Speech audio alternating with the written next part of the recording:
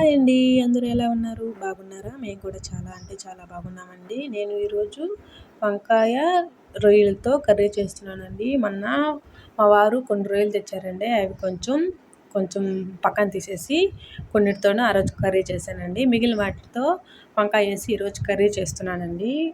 చాలా అంటే చాలా బాగుంటుందండి. మీరు కావాలంటే వంకాయ రొయ్యలు వేసి కర్రీ ఏం చేసుకోవచ్చు, లేదా ముల్లంగి రొయ్యలు వేసి అయినా కర్రీ చేసుకోవచ్చండి. చాలా అంటే చాలా బాగుంటుంది. మీరు కూడా తప్పకుండా ట్రై చేయండి. రొయ్యలు అంటే ఎండు రొయ్యలు కాదండి, పచ్చి రొయ్యలు నేను చెప్పేది. మీరు ఎండు రొయ్యలైనా వేసుకొని చేసుకోవచ్చు, బాగుంటుంది. ఎండు రొయ్యలు అయితే కొంచెం నీట్గా బాగా శుభ్రంగా కడుక్కొని వేడి నీళ్ళలో 10 నిమిషాలు నానబెట్టుకొని పక్కన పెట్టుకోవాలా. ఆ తర్వాత ఎండు రొయ్యలతో కర్రీ చేసుకోవాలా. అంటే అలానే వేయకూడదు, ఎందుకంటే వెండి రొయ్యల్లో కొంచెం ఇసుక ఉంటుంది కాబట్టి అలా వేయకూడదు. అవి బాగా నీట్గా కడుక్కొని 2 నిమిషాలు వేడి నీళ్ళలో నానబెట్టి అప్పుడు చేసుకోవాలి. అప్పుడు నేను ప్రస్తుతానికి పచ్చి రొయ్యలతో కర్రీ చేస్తున్నాను.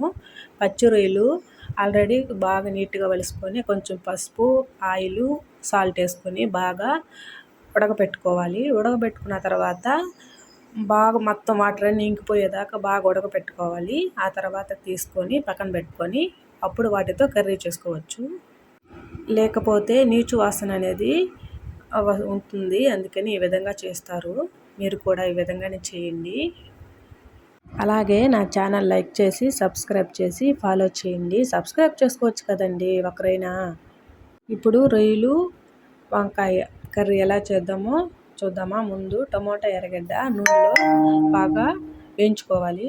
బాగా వేయించుకొని 2 నిమిషాల తర్వాత వంకాయ బాగా కట్ చేసుకొని కడుక్కొని తర్వాత మళ్ళీ దబరలో వేసుకోవాలి.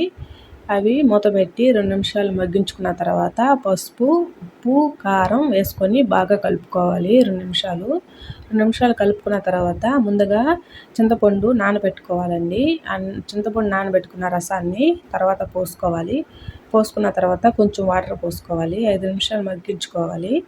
మగ్గించుకున్న తర్వాత అంతేనండి, కూర రెడీ అయిపోతుంది. తీసుకొని దించేసుకొని కర్రీలు అన్నంలో వేసుకొని తినడమే.